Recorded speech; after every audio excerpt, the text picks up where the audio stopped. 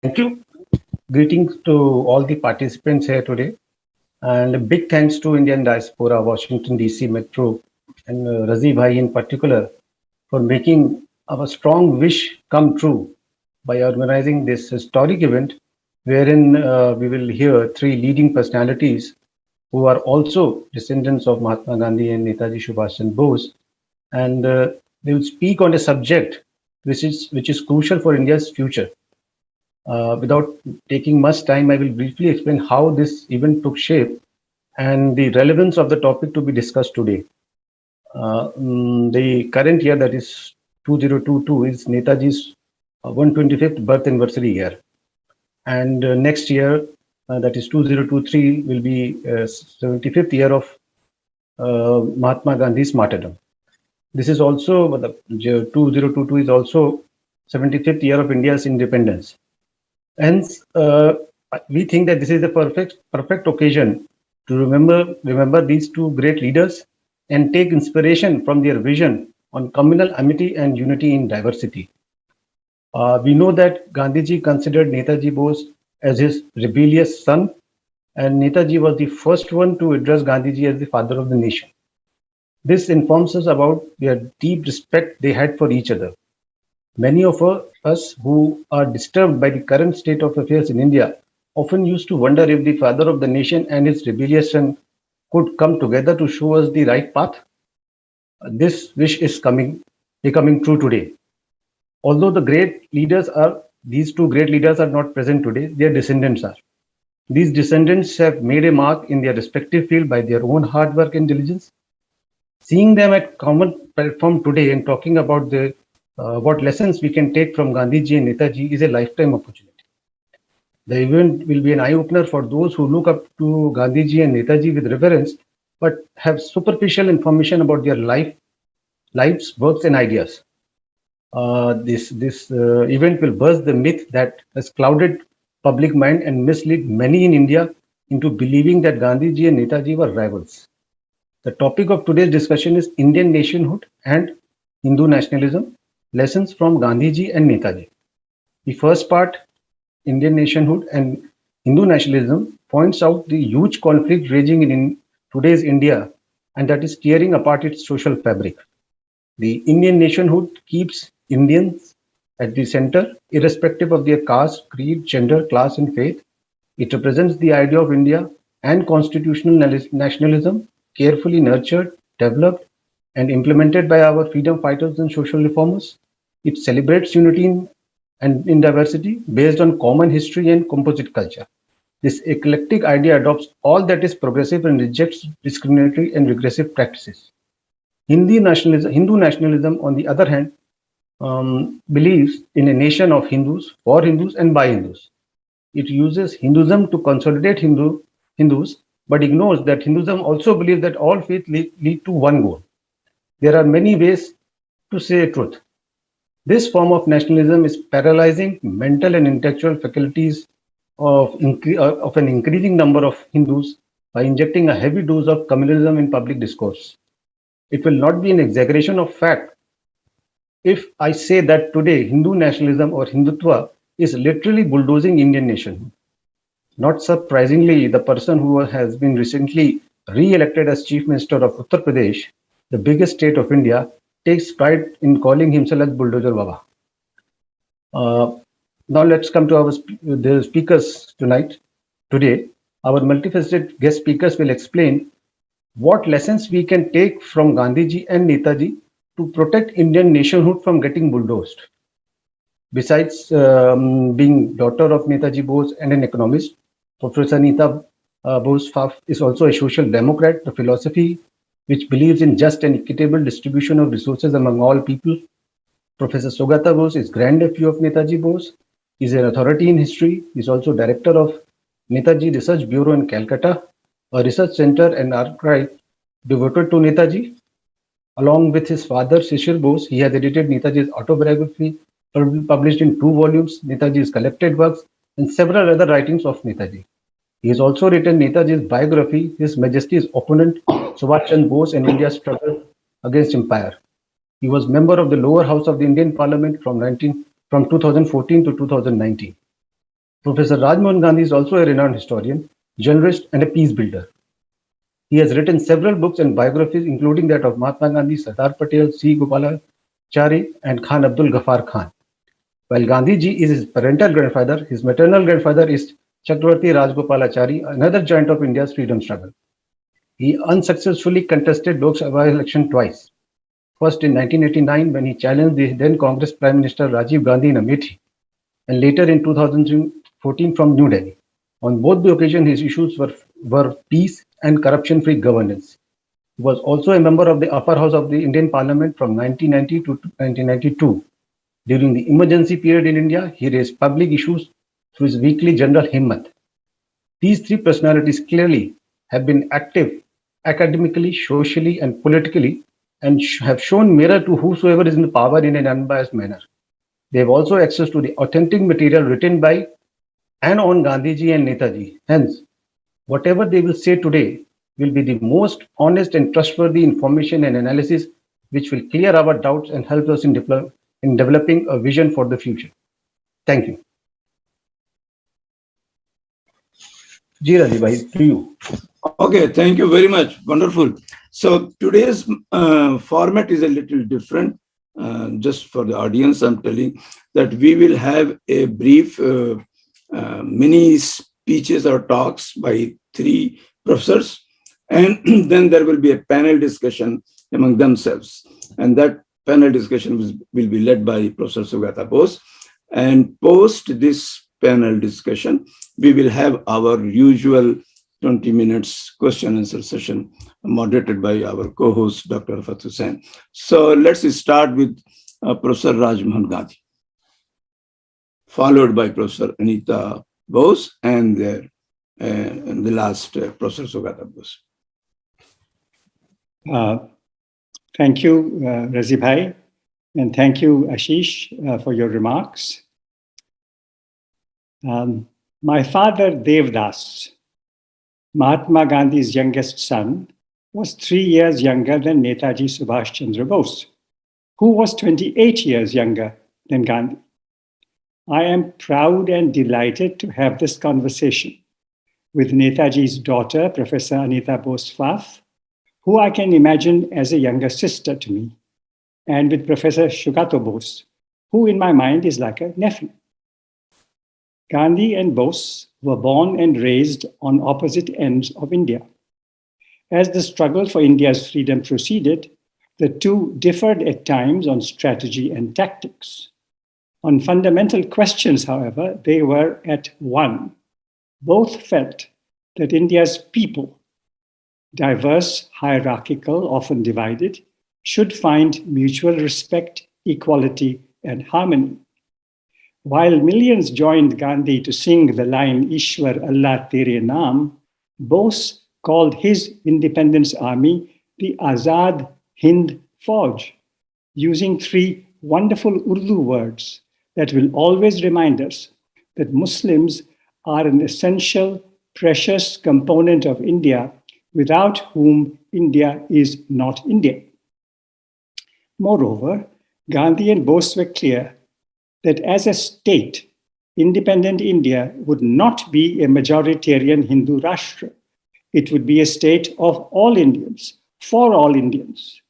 It would be impartial toward all citizens, refusing to favor anyone more than others or harass anyone more than others. Long before independence, here is what a 40-year-old Gandhi wrote in 1909 in his famous tract, Hind Swaraj, quote, India cannot cease to be one nation because people belonging to different religions live in it. In reality, there are as many religions as there are individuals. But those who are conscious of the spirit of nationality do not interfere with one another's religion. He continues, in no part of the world are one nationality and one religion synonymous terms, nor has it ever been so in India, unquote. Gandhi held to this view all his life. He countered Hindu nationalism, which was an influential sentiment, and Muslim nationalism, another influential sentiment, with the agenda of an Indian nationhood, centered on democracy and equal rights. In contrast, here is what M.S. Golwalkar, the chief of the RSS for 33 years, from 1940 to 1973, wrote in 1939, describing India's Muslims and Christians as foreign races. Quite a remarkable phrase. This is what Golwalkar went on to say, and I quote, "The foreign races in Hindustan must either adopt the Hindu culture and language, must learn to respect and hold in reverence Hindu religion, must entertain no idea but those of the glorification of the Hindu race and culture, that is, of the Hindu nation, and must lose their separate existence to merge in the Hindu race, or they may stay in the country, wholly subordinated to the Hindu nation, claiming nothing, deserving no privileges, far less preferential treatment, not even citizens' rights," unquote. Now, Muslim traders first came to India, to both coasts of India's southern peninsula, in the 8th century or even earlier. Christians came to India even before that. In today's United States, a Hindu from India can become an American in 5, 7, or 10 years. A Hindu child born in the US is an American from birth. First or second generation Hindu Americans become lawmakers in the US. First or second generation Hindu Americans become lawmakers in Europe. Yet, Christians and Muslims, whose forebears arrived in India more than 1,000 years ago, are foreigners in India. That is some logic. To Gandhi and to Bose, India's Muslims, Christians, Zoroastrians, and Jews were naturally, rightfully, and fully Indian. As far as Gandhi and Bose were concerned, Babur, the first Mughal, invaded India in the 16th century, but he made India his home, as did his descendants. According to Gandhi, God was God, whether called Ishwar or Allah or Khuda or Paramatma or something else. According to Golwalkar, quote, "The Hindu people is the Almighty manifesting himself. The Hindu people is our God," unquote. Hindu nationalists complain today that the 1947 partition did not empty India of its Muslims.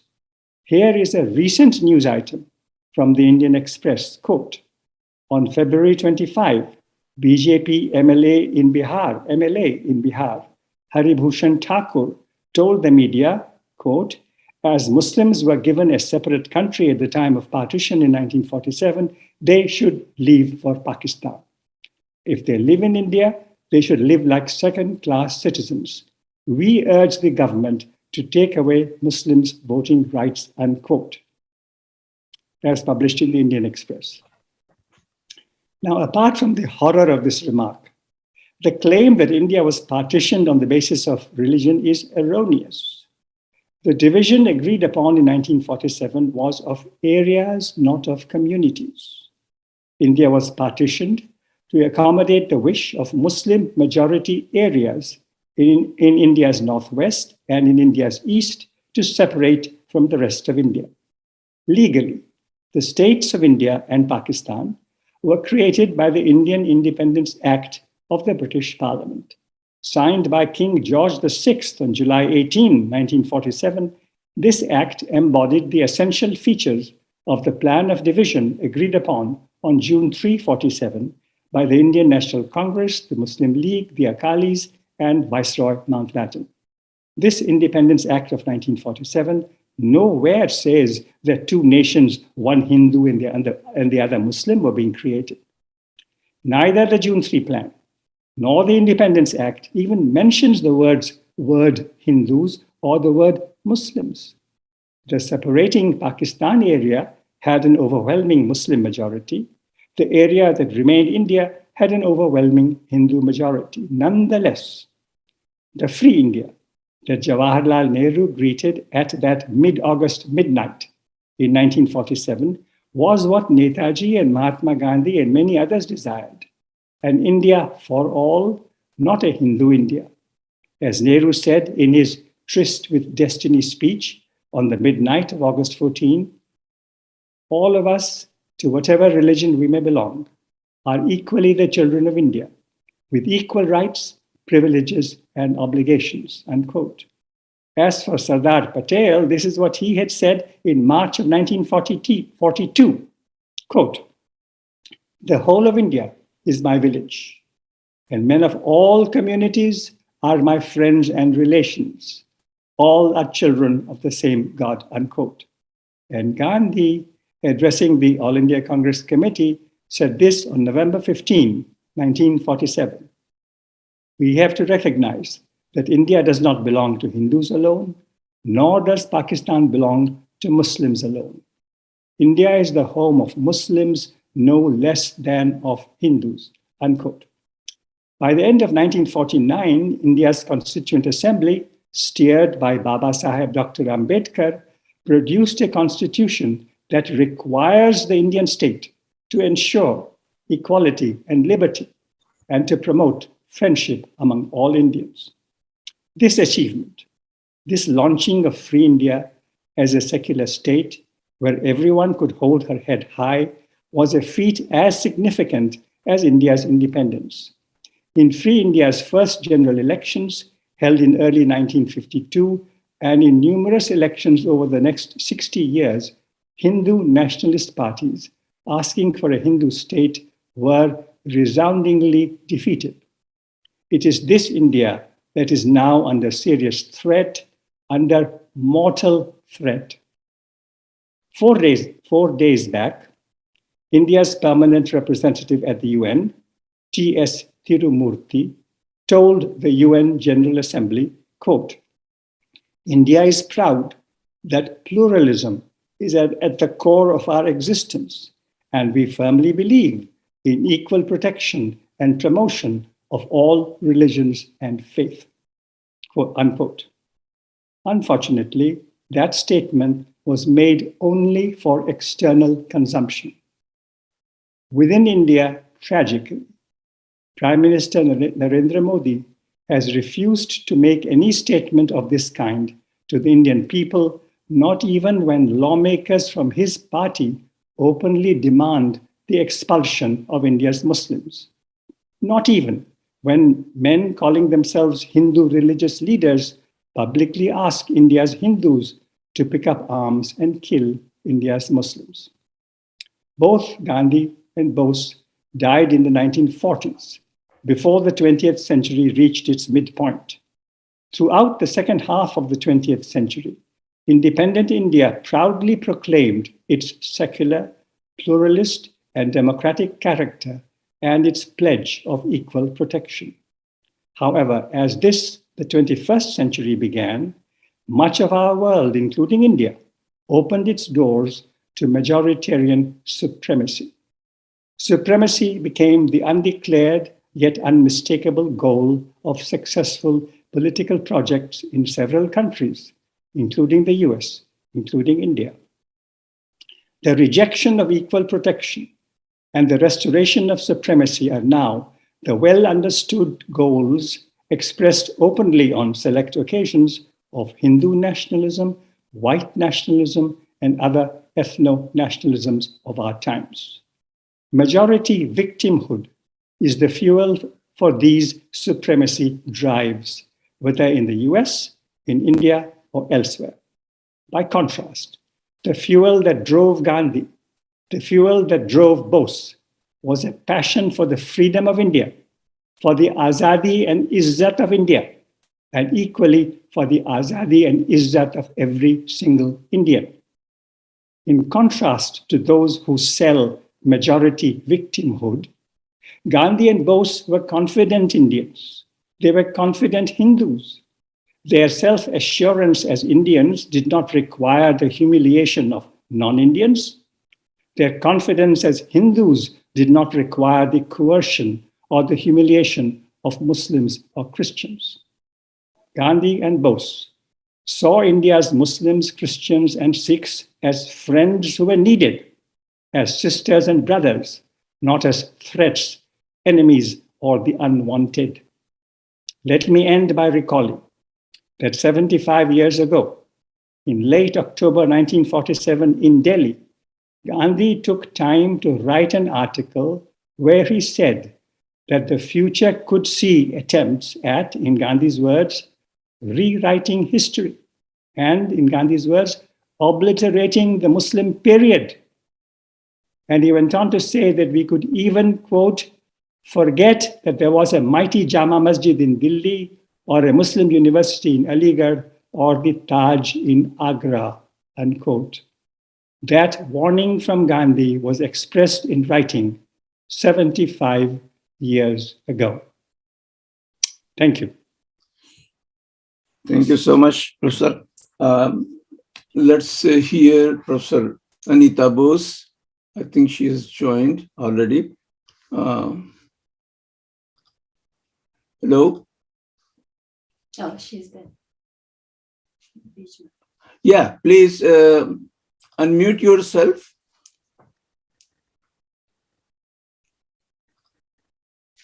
Yeah, please, go ahead.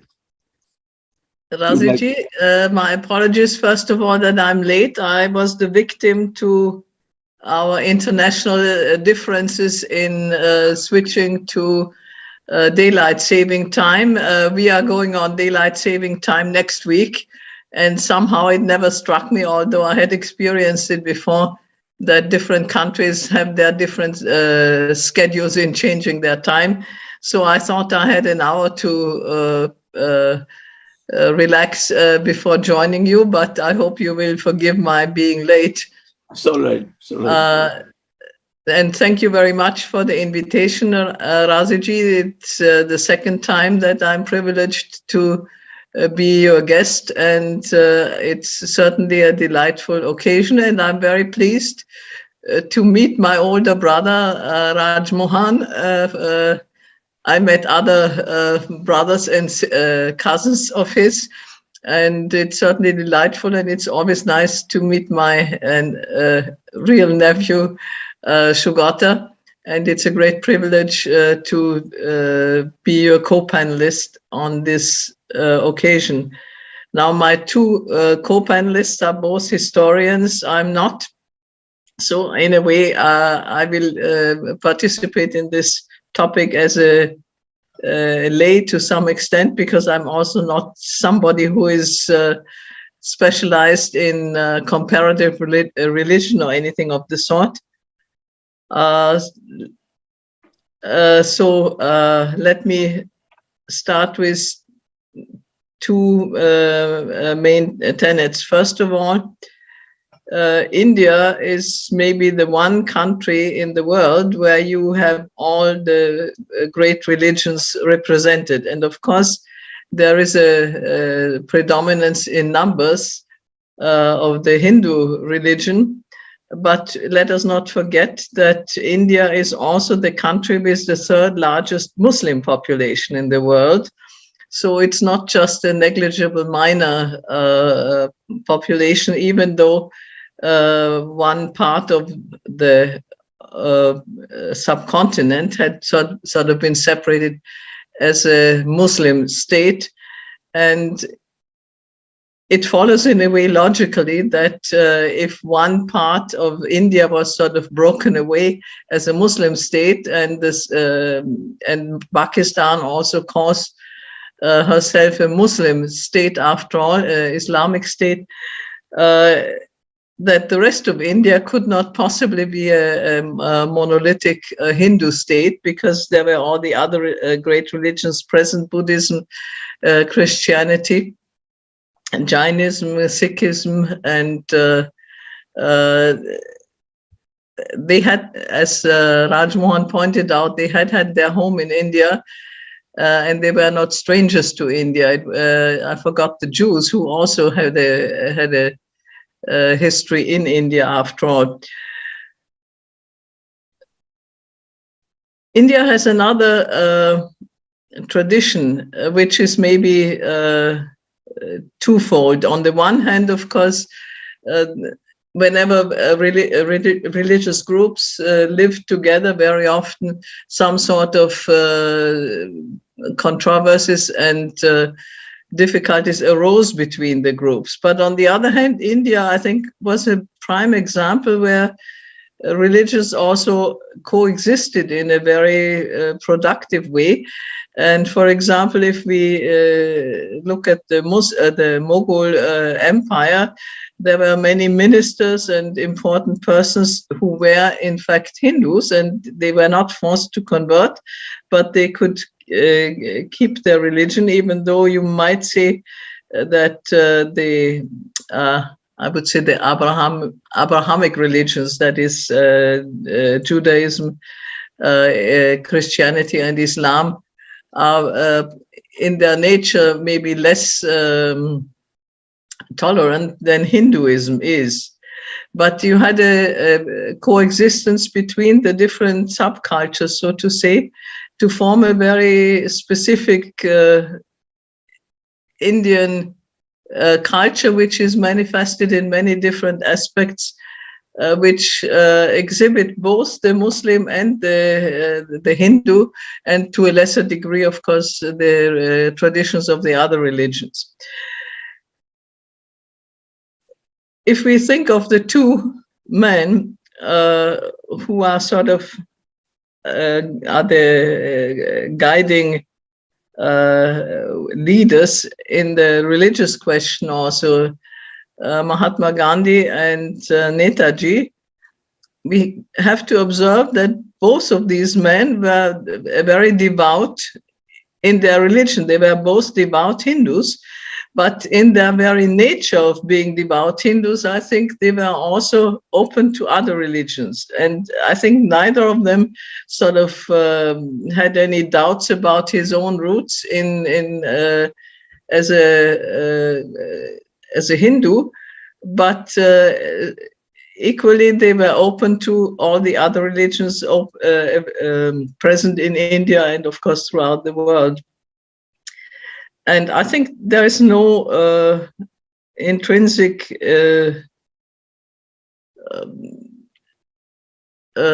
doubt that this is possible. In a way, I would almost say, if you are convinced of your own religious roots, so to say, it is easier not to be defensive, but to be open to other religions and to realize that these are all different ways towards the same end. I'm very happy that we have this session today, because I think it's an expression that all of us who are participating today are disturbed by the fact that India, under the recent leadership, has not lived up to these principles that Netaji and Gandhiji certainly stood for, that in a way, in recent years, there was even an emphasis on the differences that arose between religious groups. And even though we may say that to some extent the division of India into at first 3 states, 2 states, now 3 states, followed religious lines and to some extent was enacted by the British Empire, we also have to admit that they certainly had enough Indians who sort of went along with that. And I think most of us probably feel most deeply disturbed and shamed by the fact what happened when India became partitioned. I think neither, Gandhiji had to live through this trauma, and he was deeply upset, and to some extent he was able in some areas to alleviate the worst or even worse effects than what took place. I think Netaji, you might say in some ways, was lucky that he did not live through that, because he had always stood for the cooperation and coexistence and mutual respect of the different religious groups. And I think the INA was a clear example of that, where he got people of different backgrounds work together, respect each other, celebrate their respective religious festivals together, share their meals, even though those who came from the British Indian Army had experienced a different background. I mean, there they had their tea and their different meals, not together with the members of other religious groups, but separated. And there was no Hindu tea and Christian tea and Muslim tea, but they sort of worked together as Indians and as brothers and sisters.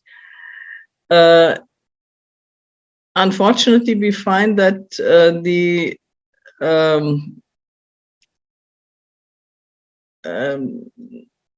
attitude that was held by those people who eventually sort of participated or tolerated a bloodbath between Indians of different religious background had a very negative effect on their country. And the two countries that sort of were at loggerheads for many years, I think, lost a lot in the process of how they went about celebrating their differences. If we look at these two countries, India and Pakistan, and Bangladesh to some extent, we find they have spent a lot of effort and a lot of economic resources on the controversies they had with each other.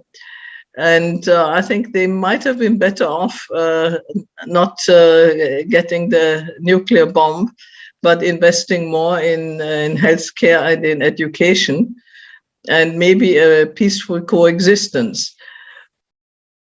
The fact that what is sort of the larger part of the subcontinent, that is India as such, is sort of emphasizing religious differences again now, I think is a very wasteful development. And we unfortunately find a very similar attitude in other countries. I mean, the United States, of course, have experienced a wave of hate and discrimination and differences, particularly under the previous president.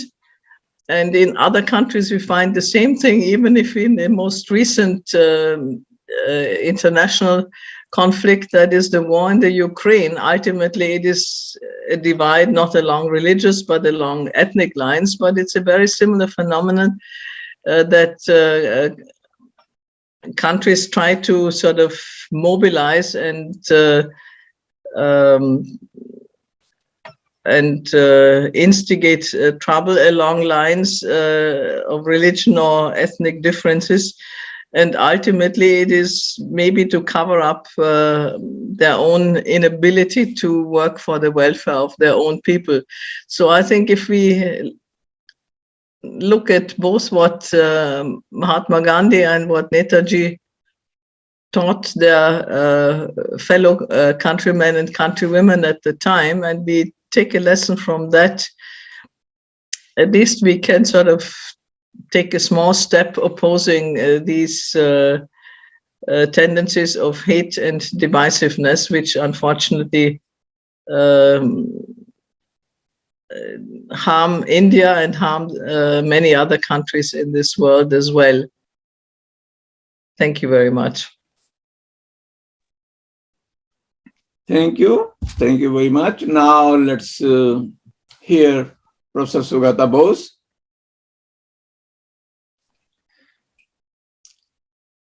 Yes. Very much, Dr. Raziuddin, for the invitation, Sri Tripathi for your introduction, Rajmohan ji and my dear aunt Anita have certainly lightened my burden.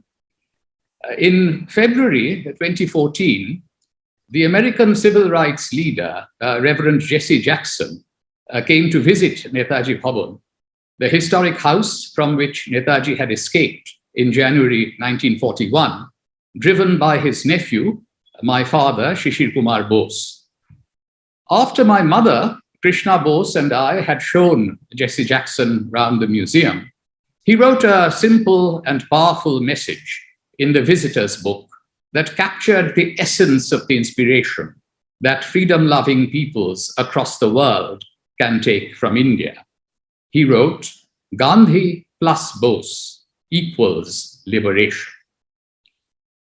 Confusing majoritarianism with democracy and uniformity with unity, the current regime in India runs the risk of turning its back on the best traditions of Indian anti-colonial nationalism, as it behaves more and more like its colonial predecessor, drawing upon and on occasion reenacting colonial-era lawless laws.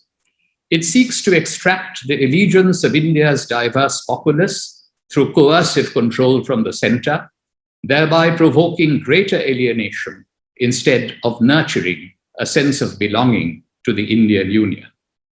It is in this context of an erosion of political ethics that life as message of both Mahatma Gandhi and Netaji Subhash Chandra Bose acquires renewed salience. Just as Gandhian values cannot be reduced to a cleanliness campaign, extolling Netaji's military heroism sounds hollow if divorced from his unequivocal commitment to equality and religious harmony. Both exemplary lives need to be rescued from vacuous state propaganda and the distortions of fake history. On his visit to Bengal in December 1945, Gandhiji paid homage to Subhash in the bedroom of this Elgin Road home from where I am speaking and from where Netaji had made his great escape in 1941. Gandhiji was in Medinipur on January 3rd, 1946, when news came that the Red Fort Three, who had been sentenced to deportation for life 3 days ago, had been released. These Hindu, Muslim, and Sikh soldiers of freedom came from Punjab, but the INA had also undermined the British separation of martial and non-martial races and had large numbers of Tamils in its ranks. On February 10th, 1946, Gandhiji decided to revive his journal, Harijan, after a gap of 3.5 years. One of his first articles, published on February 12th, addressed the question of unity. Netaji's name, he wrote, is one to conjure with. His patriotism is second to none. His bravery shines through all his actions. The lesson that Netaji and his army brings to us is one of self-sacrifice, unity, irrespective of class and community, and discipline. Netaji, Gandhiji told military men who came to visit him in Uruli Kanchan in March 1946, had rendered a signal service to India by giving the Indian soldier a new vision and a new ideal. The Mahatma initially harbored a hope that Netaji would return to join him in the work for unity. On March 30th, 1946, Gandhiji explained in the Harijan his earlier feeling that Netaji could not leave us until his dreams of Swaraj had been fulfilled.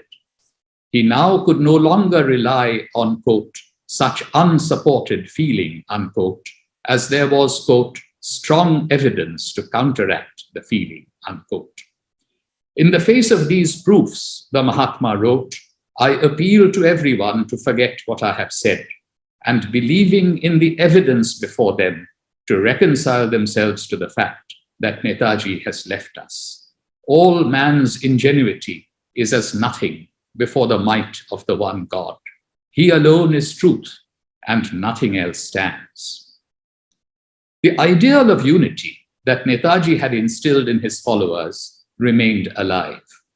Abid Hassan beautifully portrayed the character of the army of liberation to which he belonged. What a group we were, and ours was but a unit among many of its kind in our army. I felt proud that I belonged to it. Every region in India was represented, and every religion and every caste mixed inseparably together, not only in bigger formations, but even in small platoons and sections, each unit being a living tribute to the unity of India. We had our different private faiths, we had our different languages, but in our purpose and in our political belief, we were a well-knit, determined, and indivisible whole. Once they reached Mandalay after their retreat from Imphal, Netaji came to meet them.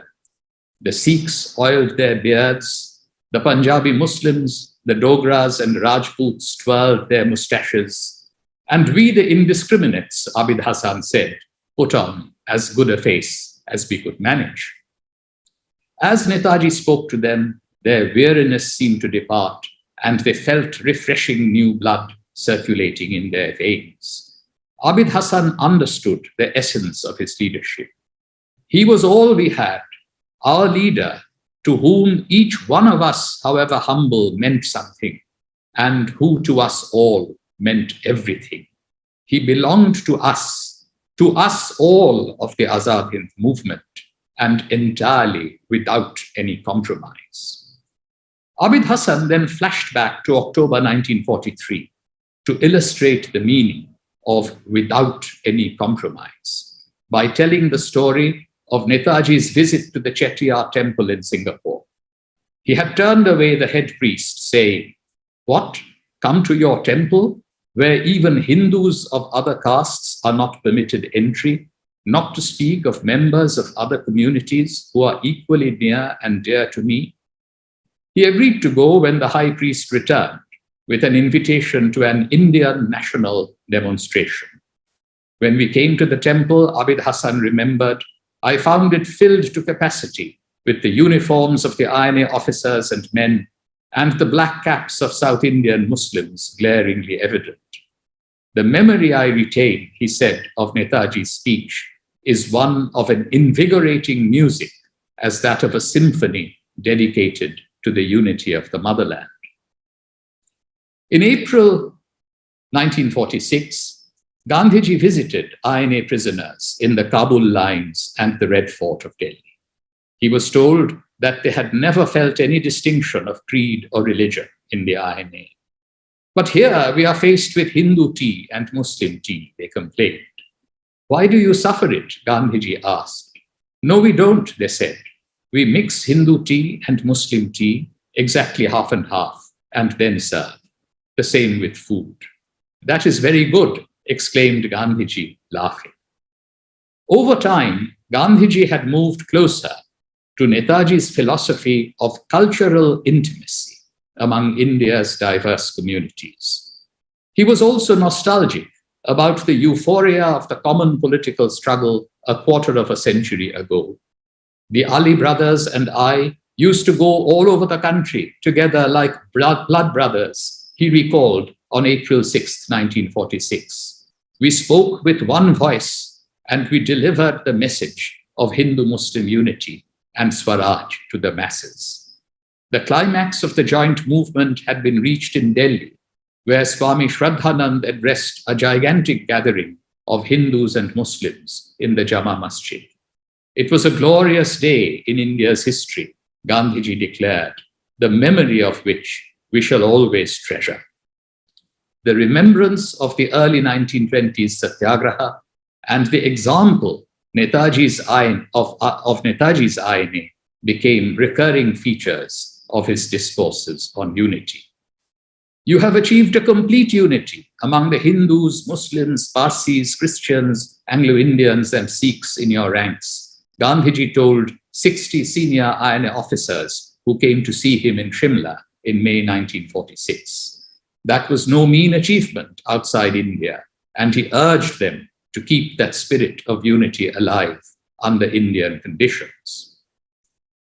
Based in Noakhali, from November 1946 onwards, Gandhiji consistently argued in favor of provincial rights. He admitted that Subhash Bose had been right in contending in 1939 that Assam was a special case and that the Gopinath Bardoloi ministry should not resign along with the other provincial governments.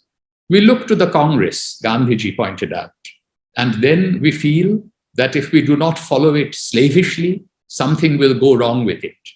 I have said that not only a province, but even an individual can rebel against the Congress, and by doing so, save it. The Mahatma had come a long way from imposing the discipline of the High Command on provincial units. Between January 7th and March 2nd, 1947, Mahatma Gandhi undertook a 116-mile pilgrimage on foot through 47 villages of Noakhali and Tipera. Manu Gandhi sang his favorite hymn, Vaishnava Janato, at the early morning prayers on the day he set out on his journey. At Bapu's suggestion, the word Vaishnava would be occasionally replaced with Muslim and Isahi during the singing of the chorus lines. At Dolta, on January 23rd, the Chaudharis of the village gifted him the plot of land on which his prayer meeting was held. He was glad that on the auspicious birthday of Netaji, he had received this gift and had the privilege of staying at the home of a scheduled caste friend, Rajmohan Mali. He reminded his audience that Netaji was an Indian first and last, and that he fired all under him with the same zeal, so that they forgot in his presence all distinctions and acted as one man. Subhash had in his life verified the saying of Tulsidas that all becomes right for the brave. Gandhiji insisted that he had acted as a true Hindu in his efforts to befriend the Muslims. To his critics, he cited Iqbal's famous line, "Mazhab nahi sikhata, aapas mein bair rakhna." In both Noakhali and Bihar, his motto was do or die. Once August 15th, 1947 was set as the date for independence, Gandhiji expressed his desire to spend that day in Noakhali. Once he reached Bengal, he abandoned his plan of going to Noakhali on August 11th to work for the return of sanity to Calcutta, this premier city of India. Ignoring the celebrations in New Delhi, Gandhiji chose to spend Independence Day fasting and praying with those who were poor and obscure. Peace and camaraderie reigned in Calcutta on August 15, 1947. In an editorial titled Miracle or Accident on August 16th, Gandhiji narrated how Hindus were taken to masjids and Muslims to mandirs at the dawn of freedom, and both communities chanted Jai Hind in unison. It was neither miracle nor accident, but the willingness of human beings to dance to God's tune. We have drunk the poison of mutual hatred, Gandhiji wrote, and so this nectar of fraternization tastes all the sweeter, and the sweetness should never wear out.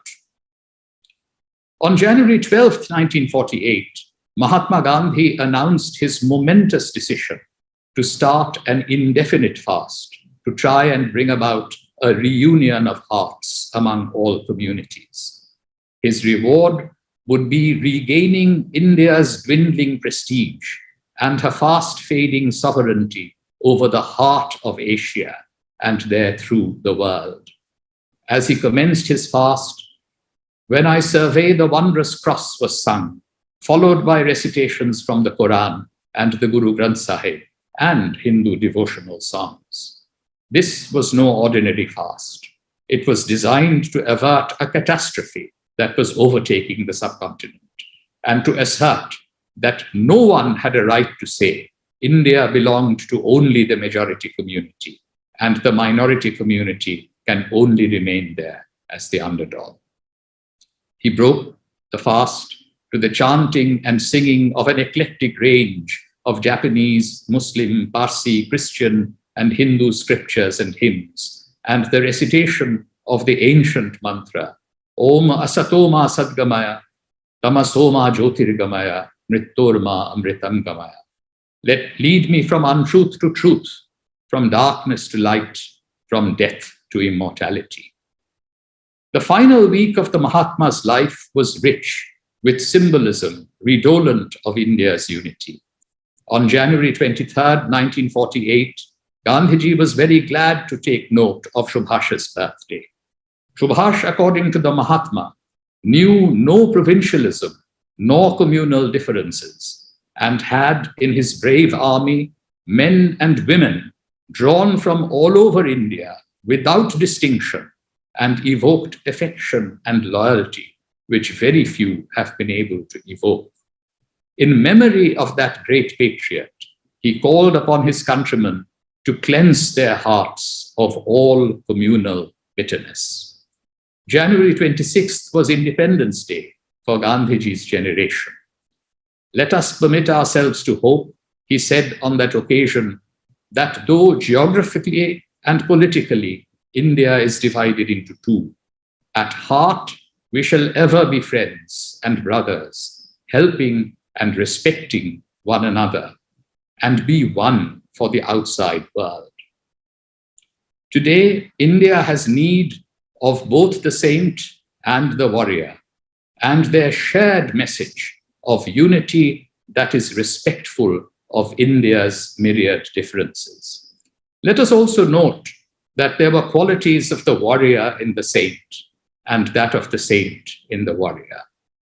To rediscover Netaji today in proper historical context, it is essential to heed the Mahatma's call to banish religious bigotry. To rediscover Gandhiji, we need to recall the genuine reverence that Netaji showed towards the father of our nation. Jai Hind. Wonderful.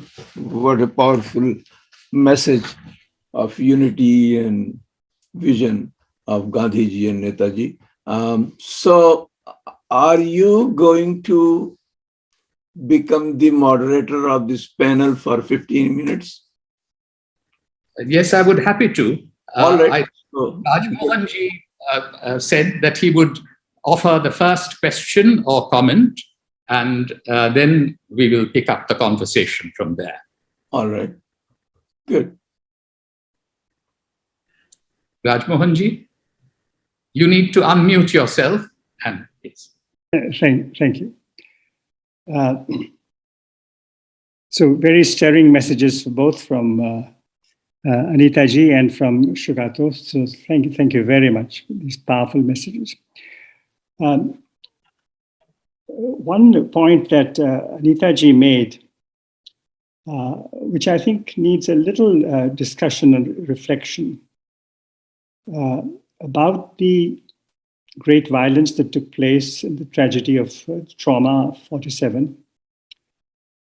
But I think the point that needs to be recognized is that despite that tremendous tragedy and then the assassination of Gandhiji, somehow for the next 30, 40, 50 years, not in a perfectly satisfactory way at all, but in many ways, India did not only produce this amazing constitution of equality and of equal protection for everybody, but also practiced to a fair extent some kind of democracy, some kind of protection of equal rights. So for some time, India's democracy was a kind of hope-giving example to many parts of the world. And so there is a notable change in the last few years. So I just wanted to make that comment that the killings of 47, which were, of course, I mean, there's no word to describe that carnage, but the recovery from that and the launching of India as a pluralist state with equal rights for all, a state committed to protect everybody and give equal rights was a tremendous development in the world, which I felt is worth remembering and underlining. You have taken us forward in time, and yes, I think there are certainly very major changes that have taken place in recent times. there is a global rise of right-wing authoritarianism that both you, Rajmohanji, and Anita Auntie have referred to. And India has been no exception. In fact, I see some very major commonalities between the rise of white nationalism in the United States and Hindu nationalism in India. And even in Europe, there's going to be an election in France, and there are very worrying trends there of the rise of a kind of virulent form of racism. And so, in some ways, these resorts to majoritarianism are some sort of I feel, a last gasp reaction against the democratization of these societies and polities. But even though we have moved forward in time, I wanted to ask you, Rajmohanji, to say a little bit more about what the roots were of Mahatma Gandhi's absolute commitment to the equality of members of different religious communities, who you made a reference to Hind Swaraj, which was, of course, written in South Africa. And even there, long before he came back to India and launched the non-cooperation movement based on the equality and unity of Hindus and Muslims, he had discovered something about how to respect differences, and on the basis of that, to build unity. Would you want to say a little bit more about Sure. what was deep inside the Mahatma? So, as you know, Sugata, you also have read the literature about Gandhi, and even his childhood and his boyhood and his years.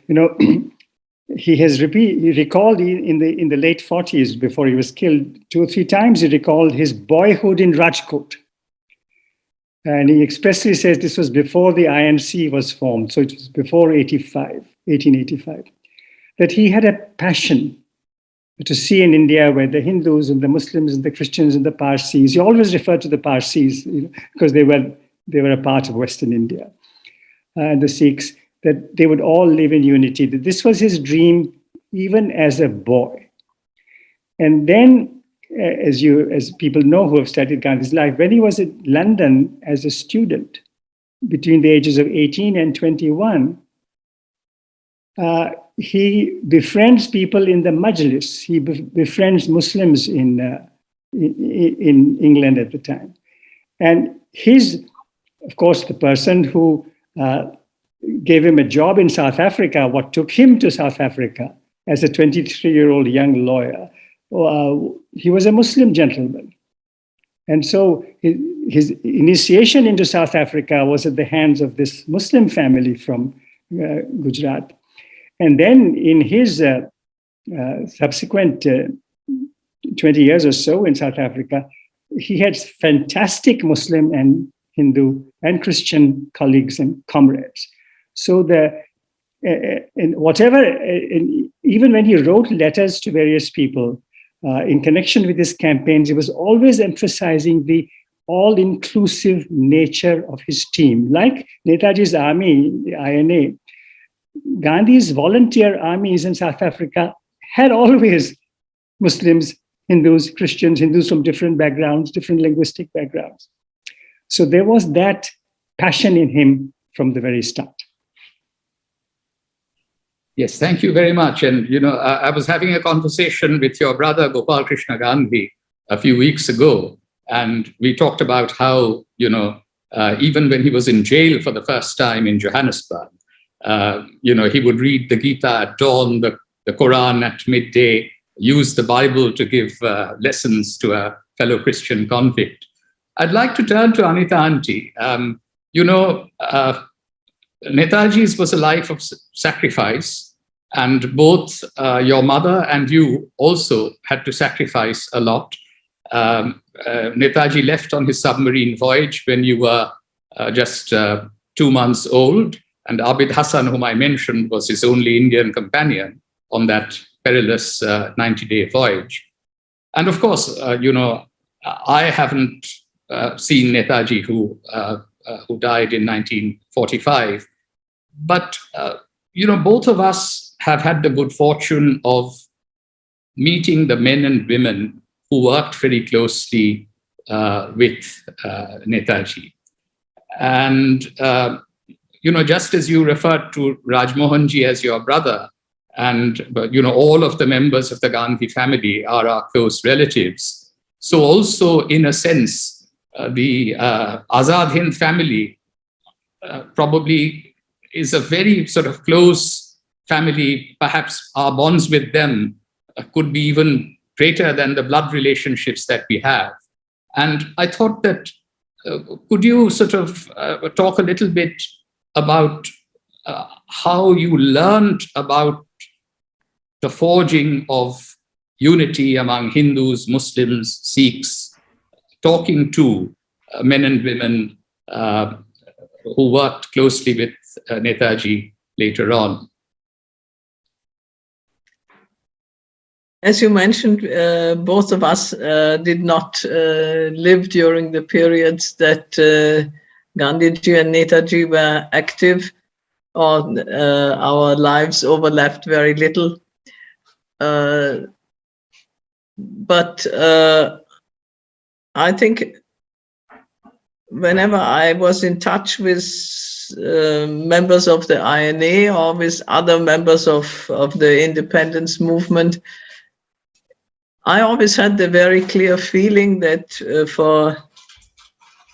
for them and also for Netaji, it had been a very close relationship in a way. I always felt that they are as much his family as we Boses are their family. And when people sort of started pointing out the differences between Gandhiji and Netaji and sort of tried to sort of emphasize an enmity between them, it always felt very strange to me, because of course I don't know that from him firsthand, but from my mother I know how strongly my father respected Gandhiji and looked upon him as a father.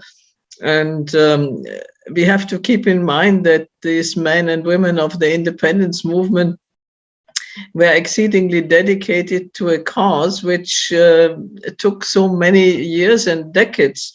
And it was not at all clear when they would be successful eventually.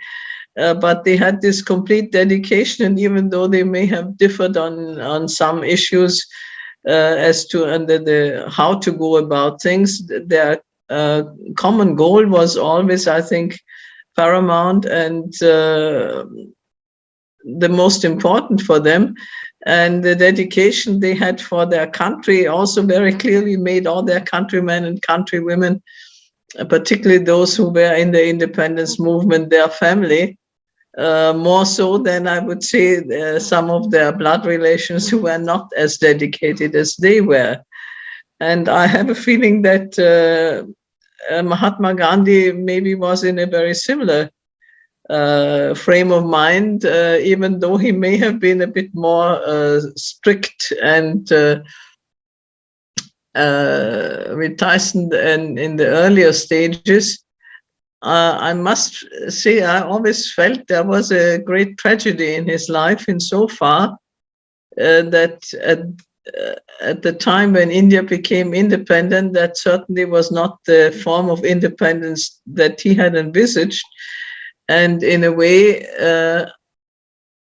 I think he was even a greater example possibly to people throughout the world who were involved in all sorts of emancipatory movements, who took him as their leader, and yet his own countrymen and countrywomen, or some of them who had a important position at the time, sort of went along with the idea of partition even though he was opposed to it, and even though he had been in a very strong position and sort of could always call their obedience, so to say, at that stage, I felt it terribly tragic that he was sort of almost left alone.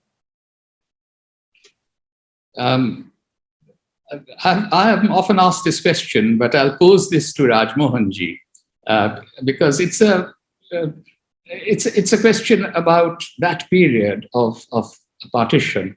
Now, my view is that the differences of 1939 often get hugely exaggerated, and it was a fleeting, certainly a very temporary parting of the ways. And it seems to me that Mahatma Gandhi and Netaji Subhash Chandra Bose came very close in their aims and ideologies, certainly from 1942 onwards, once Gandhiji launched the Quit India movement. Did Mahatma Gandhi miss his rebellious son? Oh, very much so. My God, yes. Mahatma Gandhi missed him. India missed him. If only Netaji Subhash Bose had been in India at that time, who knows? The history of India and Pakistan, Bangladesh might have been so very different. But it is a fact that in 47, as my sister Anita points out, my young sister, so I need not even add G to it, I can call her Anita. So in 47, when Gandhi opposed partition till the very end, Patel was strongly in favor of it. Nehru was in favor of it. Rajgopalachari was in favor of it. Rajan Babu was in favor of it. Maulana Azad was unhappy about it, but he never made an issue of it. He kind of went quiet. The only one who supported Bapu at that time was Khan Abdul Ghaffar Khan. And then I think many also know of Gandhi's ingenious and idea of Jinnah being the prime minister of a united India. And that in the legislature, the Congress would, despite being in the majority, would support Jinnah. But the proposal was not even put to Jinnah, because Patel and Nehru and everybody else opposed it. But I agree with you that if only Subhash had been present, unity might have carried the day and partition might have been averted. But you know, those ifs and might have beens of history are very important. But maybe we should recognize that, you know, reality were as they were. Subhash, Netaji had left us tragically and bravely and courageously. And so he was not there, and Gandhi was alone. And when Gandhi found that the bulk of India was in favor of partition, he felt he had to yield. And then he supported the people who had opposed him, Patel, Nehru, Rajaji, and the others. And he helped the new leadership, even though they had rebelled against him, to launch Free India as a nation for all. I repeat, perhaps even more, after all, the independence of India, the INA played a tremendous part, Netaji played a fantastic part, the people of India played a fantastic part, but World War II played a fantastic part. So the independence of India was coming, and it came. But the launching of Free India as a nation for everybody was not automatic. That is not what world events were going to ensure. That happened despite the trends of hatred and revenge. It was a phenomenal achievement in 47, 48, 49. And so we should not forget that, and you know, today is a terrible situation. But the situation in India, in Delhi in 47, was just as people wanted Delhi to become a purely Hindu city and all the Muslims should be eliminated. That was the plan. But that final fast to which you referred put an end to that plan. Mhm. Yes. So how to now? So if I may say, since you're giving me this chance, I'll say one more thing, changing the subject a bit to today and tomorrow. What Anita mentioned earlier about the people of the world today, even referring to the latest war now, which has produced so much terrible hardship in the whole wide world. Now is the time, I humbly submit, for the people of India. I'm not referring to governments now, not the government of Pakistan, not the government of India. The people of Pakistan, the people of India, the people of Bangladesh, the people of Japan, and the people of China. I'm not referring to Xi Jinping and the other. The people of these countries, Vietnam, Asia, have to come together in a courageous way and find the greater unity which we lost in 47, partially regained in 47, 48, 49. We're now losing it. But now, with what is happening in the whole world, with the convulsion taking place, everyone is asking fresh questions. China seems to be asking some questions. I'm sure in Pakistan too. But now is the time for the spirit of Netaji, the spirit of Gandhi. And I would also add here, as I think many will agree, the spirit of Jawaharlal Nehru also. And I would add of Vallabhbhai Patel and Maulana Azad, that we could now recreate a bond of the humble people of the world to do something on education, to do something on environment, away from armaments, away from bombs, away from killings. And let the people of South Asia, the people of all of Asia, take the lead now to create a better world. I entirely agree with that exhortation. I will now be guided by the organizers. Time is running short, and we probably should allow our very patient audience to pose some questions. But I see a little bit of difficulty on the chat because it has become very full. No, actually, we have been facing the trolling and other things. Unfortunately, yes. I stopped. I blocked the chat, and yes, I blocked actually further entry. At least 15, 20 people. I'm not sure with different names they are entering or what. So there is a continuous problem. So that has been taken care of. So now, within this 15 minutes, remaining 15 minutes, Dr. Rafat Hussain, who moderates this section for audience, he will moderate it and he will invite people to ask you questions. And I may say that since time is short, and there are many hands raised, those who are putting questions, just put the questions. No brief speeches, nothing, because we are short of time. So please ask brief questions and response should be also very brief. Rafat, please take over. Thank you. Thank you, Razi Bhai, and thank you, Professor Gandhi, Professor Pfaff, Professor Bose, and Mr. Tripathi. So before I go for question and answer session, I give an opportunity to Tripathi ji if he wants to make a brief comment or a quick question. Yeah, sir, sure. Two things. One, Professor Gandhi or Professor Bose, anybody who likes to answer it. What do you think went wrong for the situation we are in today in India?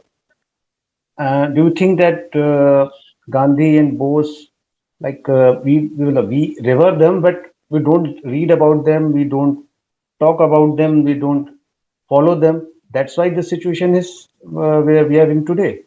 Because if you see in last 2 decades, there is a growing tendency, a growing argument that Gandhi and Bose were rivals. Every 23rd January, we hear that it was because of Bose and INA, we got independence. It was not because of Gandhi. We are discussing this. We are not discussing what was common in them. And second, can you please throw some light on when Gandhiji was in Noakhali and in Bihar, I think the INA men were also with him Yes, all the time. So can you please throw some light on that? Sugata. Well, I think that there is a fringe, I would say, which is constantly tries to pit Gandhiji and Netaji against each other.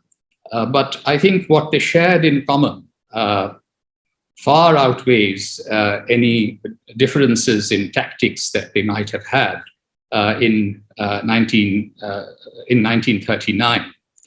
I come from Bengal, and I know that there is a strand of Bengali opinion that exaggerates what happened in 1939. But, I grew up listening to my father telling me how he first met Mahatma Gandhi in the autumn of 1937, when Gandhiji came to live as a guest in my grandfather Sharad Bose's home. And he had the good fortune of being introduced to Mahatma Gandhi by none other than Subhash Chandra Bose. And he could see, and he always told me, how he came to appreciate the greatness of the man who was the leader of our country. I grew up with my mother telling me that when Mahatma Gandhi went on fast in 1943, she, as a 12-year-old, kept a fast for a day. And then when she was 15 years old, she wanted a charkha as a birthday present. So that is the environment in which I have sort of grown up, and I have always appreciated the close bond between Mahatma Gandhi and Netaji Subhash Chandra Bose. When we talk about the INA fighting in Imphal, the brigade of the 1st Division of the INA, commanded by Muhammad Zaman Kiani, which fought so heroically for our freedom, was named the Gandhi Brigade. And so there was mutual respect and affection. And maybe just as we should really try to promote a people's movement, not just in India, but across Asia at this moment of crisis. So also as citizens, we probably ought to speak out in very clear fashion, pointing out that how both of these great men, and also the galaxy of leaders that Rajmohanji has referred to, believed in the values of equality and unity. Thank you so much. And so, as Razi Bhai said, that chat is disabled because of some uncivilized behavior, you can say. So you have to please raise your digital hand. And I have already 10 people lined up. So my request is, as Razi Bhai said, should be very brief, and the same humble request to all the speakers, please be brief in your response. And and it will be nice if the questioner can ask a specific question to the specific speaker, so we can save some time. And if you can point your question directly to the speaker, a specific speaker. So next person is Fazal Khan, and after that Imtiaz Khan. So please be ready. Fazal Khan sahab.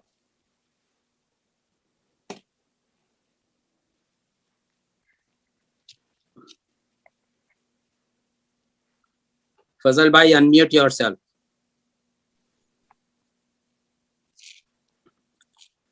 No, we don't hear you. Unmute yourself. Okay. Okay, good to go. Yes, please ask. Yes. So first, thank you for this lecture. Excellent. Actually, it's a subject of class teaching.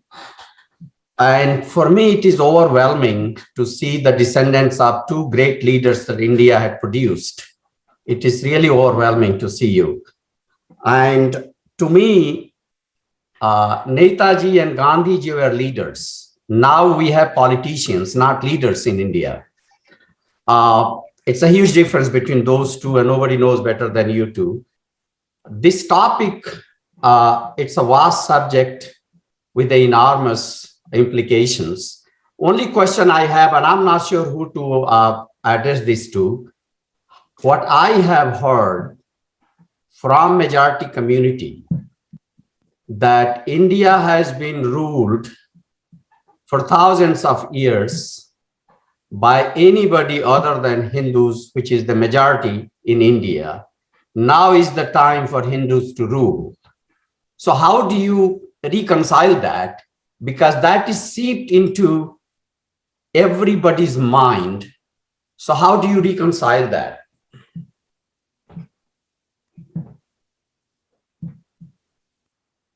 I think Rajmohanji has already said in his remarks how Gandhiji viewed Indian history. And I would simply refer you and also the younger generation of South Asians to Subhash Chandra Bose's book, The Indian Struggle, where he makes it crystal clear that throughout the period of Mughal rule, for example, it was a joint Hindu and Muslim administration. And as was the case during the Nawabi in Bengal.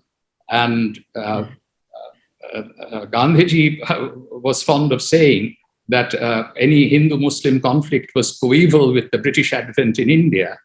And Subhash Chandra Bose wrote in the Indian Struggle that Indians first began to feel conquered once British colonial rule was established. So I think all serious scholars and students of history completely reject the rhetoric of Narendra Modi about a millennium of Hindu servitude. It simply does not accord with any impartial inquiry into the history of India. Thank you so much. And I just warn you that the list has swelled to almost 18 people. So our next person is Imtiaz Saab. And please ask the question, a direct question. If you begin the commentary or the background, I will interrupt you. Sorry about that. So please ask the question. Thank you. Imtiaz Saab and then Rudranshu. Imtiaz Saab, please unmute yourself. And Rudranshu, please be ready. And after that, Nazir Ahmad. Okay. So go ahead, Rudranshu, please. Imtiaz Saab is not there. Unmute yourself. I already said, please. Go ahead. Sir, my question is to Professor Rajmohan Gandhi, that how would Gandhiji react to the current trollish culture had he been alive today, which has been propped up at the behest of the BJP right now? Even I see you are heavily trolled for your articles you write on NDTV and various platforms. Thank you, Rudranshu. That's how the question should be asked. That is perfectly true. That is a reality today. Anybody who fights for truth, for equality, for tolerance is trolled. But that is life. Most people are most welcome to do that. As Gandhi used to say, the only tyrant I obey is the still small voice within. The only tyrant I will obey is the still small voice within. And ekla chalo re. Let there be 1 million people who troll against me.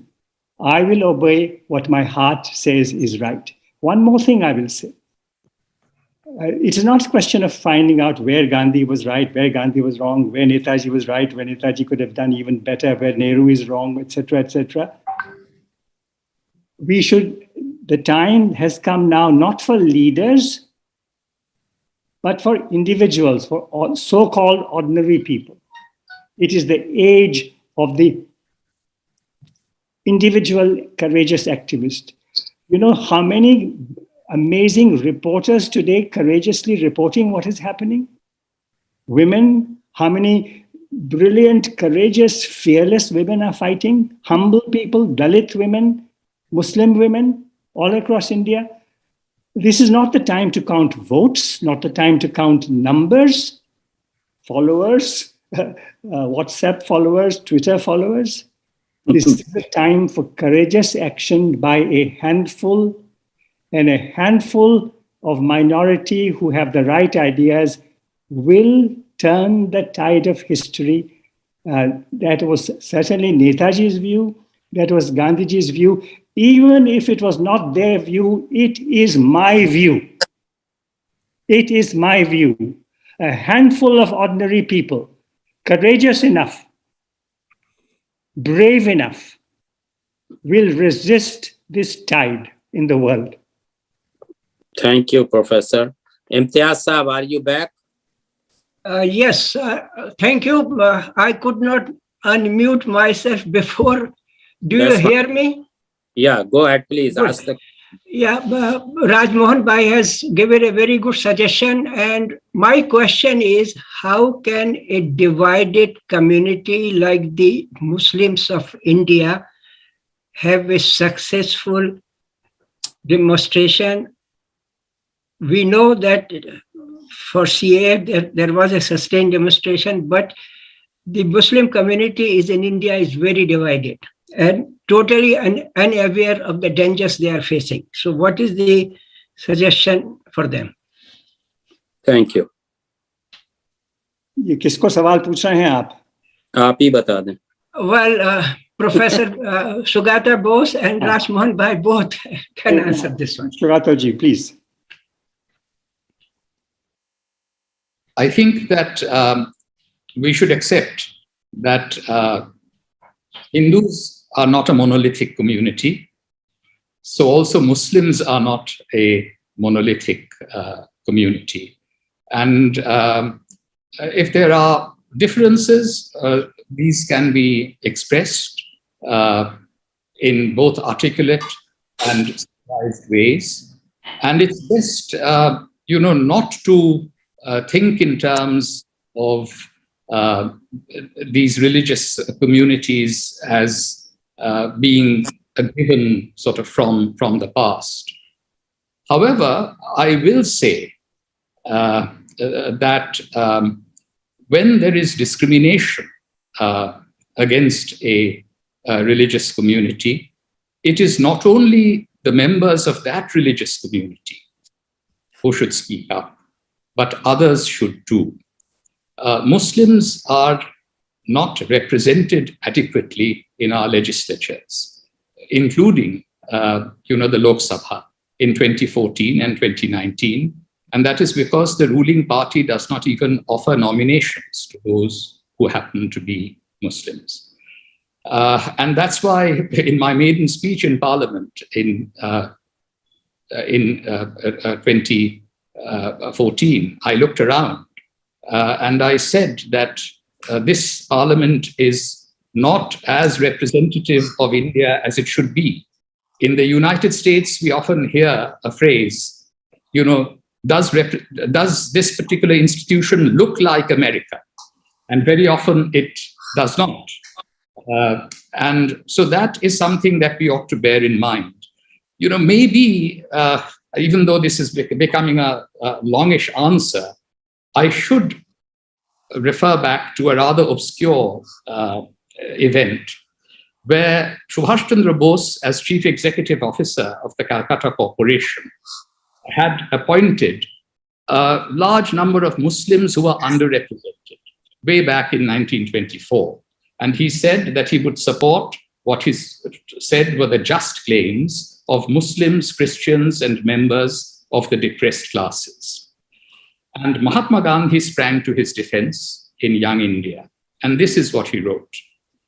I note that the Chief Executive Officer of the Calcutta Corporation has come in for a good deal of hostile criticism because of his having given 25 out of 33 appointments to Musalman. I have read the statement made by the Chief Executive Officer. It is a creditable performance. If Hindus wish to set India free, they must be willing to sacrifice in favor of their Musalman and other brethren. Now, both of them were directly addressing the problem of underrepresentation. And therefore, what I will say is that let there be differences among Muslims, let there be differences among Hindus, so long as they are respectfully expressed. But let us cross that particular religious boundary, and let us not be afraid to speak for one another. Thank you. Nazir Ahmad Saab and then Hassan Ghiyas Saab. Please. My question relates to the cabinet mission plan and Gandhiji's position on it. We all know the statement that was made by Pandit Jawaharlal Nehru, the sequel, the positions that were taken by the Indian National Congress, the Muslim League, and the outcome of it. But the position of Gandhiji is somewhat fuzzy from a historical point of view. And the follow-on question would be, had Netaji been the president of the Indian National Congress at the time, rather than Pandit Jawaharlal Nehru, he being more sensitive to the aspirations of the Muslims, would the outcome have been different? Thank you. Rajmohanji, would you like to take a first? Sure, I'll try to answer the first question. Yes, Gandhiji's position does seem a little difficult to fully understand. He was opposed to it. He did not like the plan because he did not like the double speak in the plan. The plan said one thing to the Congress, another thing to the Muslim League altogether. So there was complete double speak in the plan, and Stafford Cripps told House of Commons afterwards that we deliberately made it vague to get everybody to accept it. This is what Cripps said in House of Commons. But Gandhiji was unhappy with it. But the bulk of the Congress, so what happened in 46 was a precursor of what would happen a year later. Gandhiji did not like the plan, but the leaders were very keen on it. And so Gandhiji accepted it. Just as later, a year later, the others were very unhappy about it. You see, so Gandhi knew that the people who were going to run the country were Nehru, Patel, and the others. And he was perfectly, despite his unease, he was not able to do much about it. Rajmohanji, I have a slightly different reading of Mahatma Gandhi's attitude towards the cabinet mission plan. At first, he was quite hostile. For example, on the 8th of May, 1946, he actually said that grouping was, quote, really worse than Pakistan, unquote. But then, after a very careful perusal of the 16th May cabinet mission statement, he, I think, rose above the usual nationalist suspicion of British perfidy to give a more measured opinion on the 20th of May. And he said that it was, quote, the best document the British could have produced under the circumstances. And when he was opposing partition of Punjab and Bengal, he, I think, was falling back on the cabinet mission plan. But what I would say about the second part of the question is that we should understand that anti-colonial nationalists, including Deshabandhu Chittaranjan Das, Subhash's political guru, and Netaji Subhash Chandra Bose, had for a very long time spoken about India being an independent federal republic.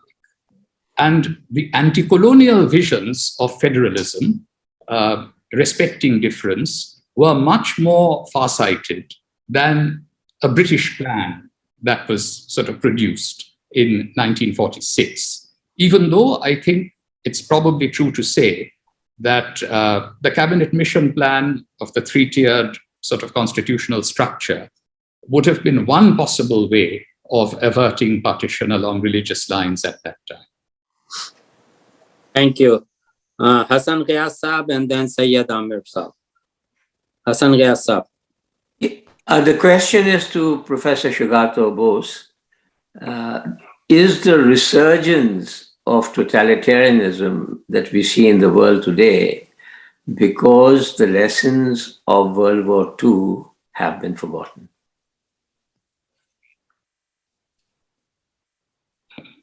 That's a very large question. I think the lessons of World War II were in fact remembered for a very long time in Europe, and so it was possible to form the European Union. France and Germany, which had fought against each other in 2 world wars, could still sort of coexist and cooperate under the umbrella of European Union. I would say that in many ways, I think the lessons were learned. Now, of course, we have a very, very difficult moment. There is, in fact, a full-scale war going on in Europe, even as we speak. My sense is that it's not so much that the lessons of the Second World War have been forgotten, but that there has been in the 21st century a movement, against the democratizing processes that had taken place in many parts of the world. And that is why those who were privileged feel threatened, those who had been privileged. And therefore, they are falling back on ethnic majoritarianism, racial superiority, in the case of India, religious majoritarianism. And I would also say something else, that unfortunately, the promises of secularism and socialism were not kept. They became empty slogans by the late 20th century. They need to be reinvested with new meaning. And that is why I think that we have this drift, certainly towards authoritarianism, and you are using a stronger term, totalitarianism. Thank you. I just wanted to remind there are 11 people still lined up. Sayyid Ahmed Saab and then Ranbir Banerjee Saab. Sayyid Ahmed Saab. Thank you. Thank you, this very distinguished panel. I spent my growing years in India, and one thing I'm mystified now is that there wasn't all that much information about Netaji Bose. We knew very little. I mean, even his death remained a mystery for a long time, and I'm not sure. The second question is that I would like to tempt you to speculate if Netaji had stayed in India rather than going to out of India in the 40s, would have he been a rival to Pandit Jawaharlal Nehru, or he would have been a supporter of his ideals, or his form, the way he governed? Thank you, Ahmed. May I ask, try an answer to that? I think a bit of both. I think there was a lot of common thinking in Pandit Nehru and Netaji. They were both in favor of a secular political system. They were both leftists. They were both, for those days, relatively modern. So in a sense, they would have been, on the one hand, the logical team to work together. On the other hand, of course, that would also make them rivals to some extent. And the fact that you say there was not much talk about Netaji was maybe an expression ex post facto of that,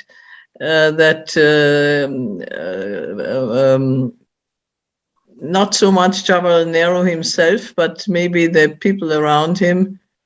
Sometimes I would call them the minions around him.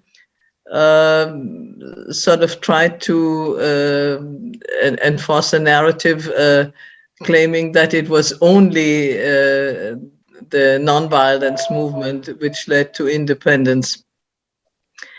So I think if they had lived in together in India after independence, quite conceivable that they might have been rivals. On the other hand, if you look at the political spectrum of parties, in essence, their program was very similar.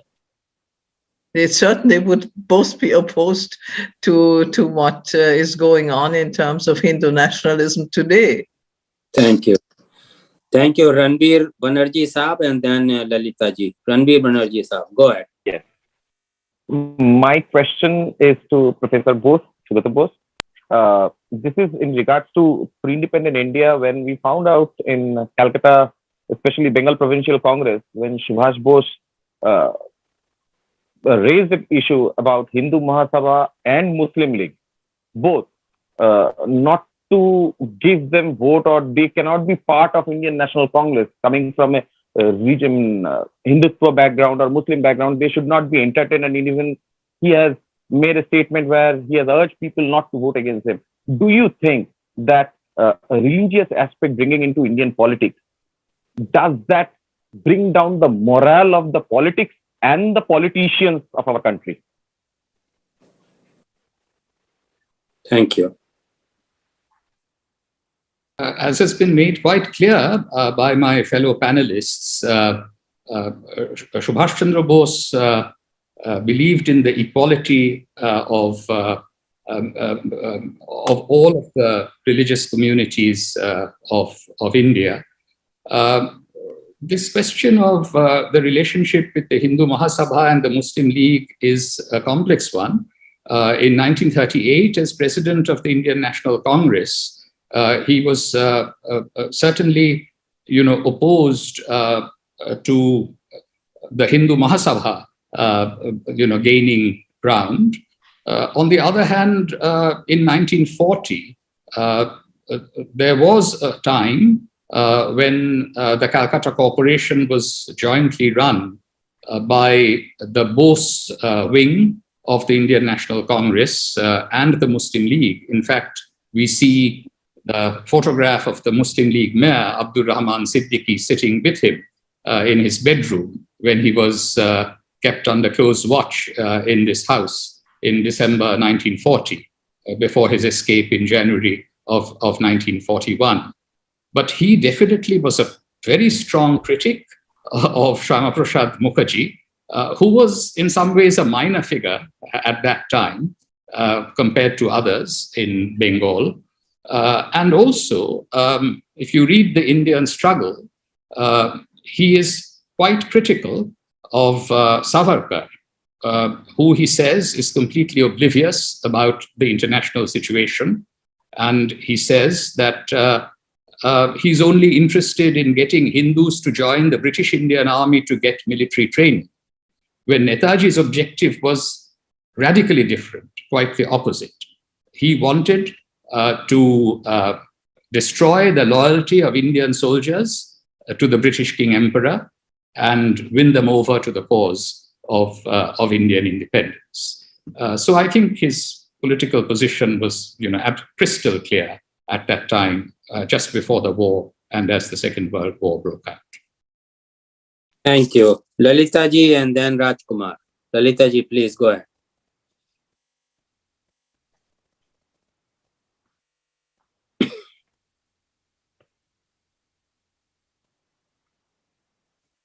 Rafat, quickly move to others. Rajkumar ji.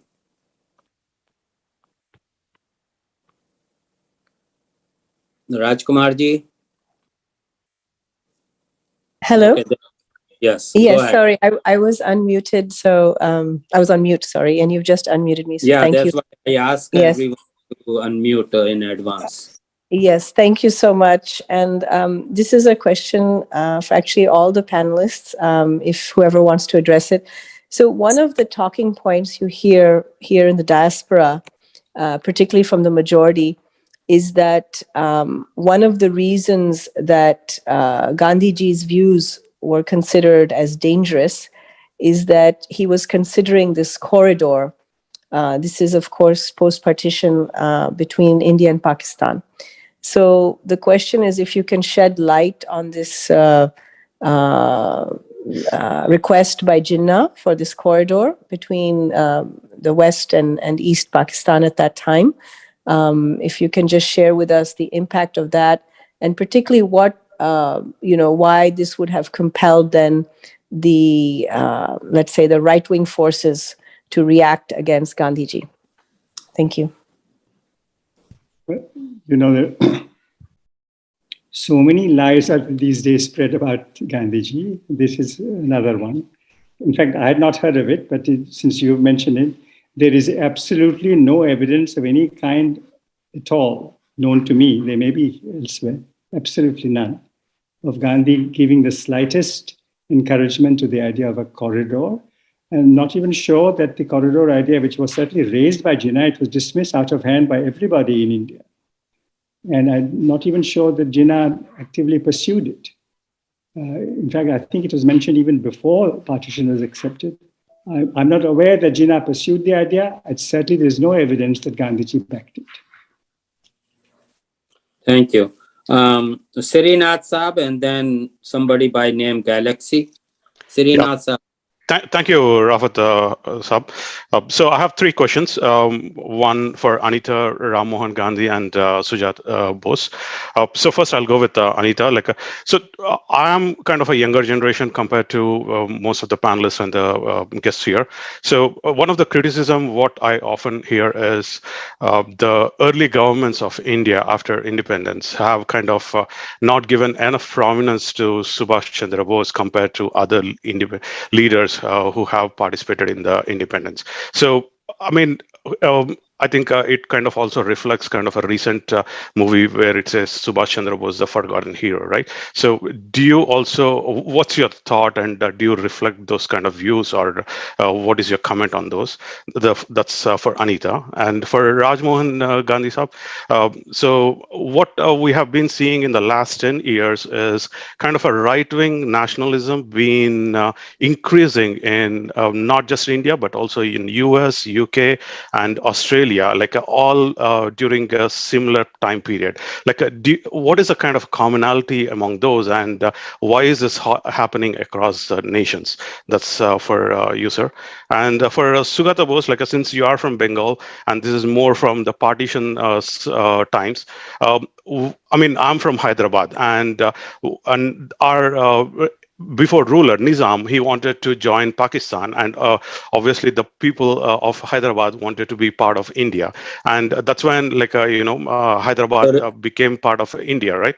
So, and also the leaders envisioned there should not be. I'll be quick, Rafat Saab. And can we compromise on 2 questions, because 3 questions per person? This is something I want to know, because it could have avoided an India war with Pakistan.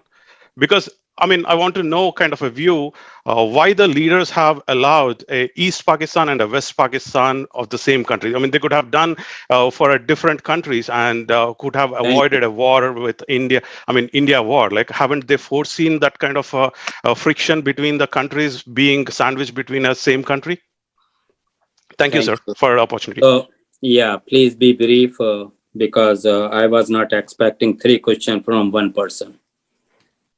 Let me start and try to make it short. I think to some extent the early governments did not recognize Netaji's contribution as much. I think there is a point to that, and it may have 2 reasons, in my opinion. On the one hand, they of course wanted to establish themselves as the new leaders in free India and get their own legitimacy, especially also from their predominant contribution to India's independence. The other thing is many of the documents were not open as yet, and when the documents, the confidential documents, became declassified after many of them after 30 years, some as we know later, and then some of the evidence became available to the public.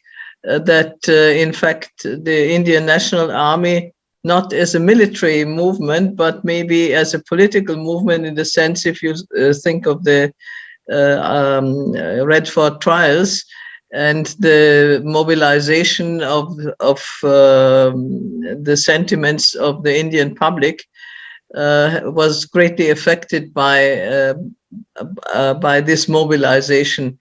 And in that sense, I think it also was the fact that the Navy and the armed forces in general started to mutiny and oppose the British rule that was important, and that definitely was more clearly inspired by the INA, not military success, because ultimately it was a military defeat, but I think the INA had a political success in that sense, and that, but the proof of that was available only somewhat later. Thank you. So the recent years have seen great problems all over the world. Political parties were not able to solve the problems created by globalization. And globalization did many good things, but it hurt many people in different ways. So people rallied around the supremacy idea that we whites have been badly treated, we Hindus have been badly treated, and so forth. These ideas became popular because of a great number of problems. The other common thing in many countries was that those opposed to the ideas of supremacy, those still wanting equality and democracy, could not work together. They had personal differences, maybe some political differences.